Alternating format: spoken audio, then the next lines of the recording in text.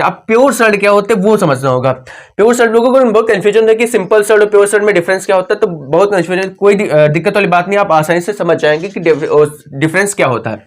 Pure surd का लिखा which are completely irrational, या फिर और डिफरेंस यहां पढ़ते लिखा है कैन नॉट बी सिंप्लीफाइड, यानी कि जिनको और हम सिंप्लीफाइड नहीं कर सकते, जिनको और सिंप्लीफाई नहीं, यानी उनको और सॉल्व नहीं कर सकते, और सॉल्व नहीं कर सकते, यानी कि उनको और सॉल्व नहीं किया सकता, वही क्या कहलाते हैं, प्योर सर्ड कहलाते हैं। जैसे कि √3 को क्या हम और सॉल्व कर सकते हैं, नहीं सॉल्व कर सकते, यानी कि वो रूट के अंदर, अब इससे रूट से बाहर कोई वैल्यू नहीं जा सकती, क्योंकि √3 3 से अब छोटा किसी को स्क्वायर हम नहीं बना सकते। जैसे कि √5 ये कंप्लीट सर्ड है, यानी कि प्योर सर्ड है।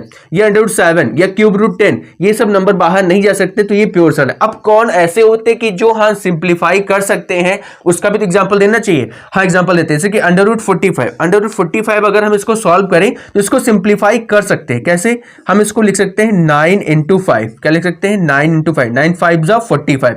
अगर हमें पता होगा कि 3 का स्क्वायर क्या होता है 9। अच्छा एक चीज और, अगर हम सर्ड्स को अच्छी तरीके से सॉल्व करना चाहते हैं तो हमें स्क्वायर्स आने चाहिए और क्यूब भी आने चाहिए, तभी हमें पता चल पाएगा कि 9 किसका स्क्वायर होता है, तभी हम उसको बाहर ले पाएंगे। ठीक है, तो ये चीज आपको समझना होगा, यानी कि ये के लिए मुझे जो बेसिक आना चाहिए वो बेसिक हमारा है कि स्क्वायर्स आने चाहिए और क्यूब्स आने चाहिए, ताकि हम उन्हें बार बार मुझे सोचना ना पड़े कि किसका स्क्वायर या किसका क्यूब है। तो चलिए स्टार्ट करते हैं। 3 का स्क्वायर है, इसको लिख सकते हैं 9 को × 5 लिख सकते हैं। अब यहाँ पे जो स्क्वायर नंबर है, यहाँ पे क्योंकि स्क्वायर रूट है तो ये बाहर नंबर आ जाएगा, तो आ जाएगा 3√5। अब देखो ये सिंप्लीफाई हो गया ना, √45 सिंप्लीफाई होके क्या हो गया 3√5 हो गया।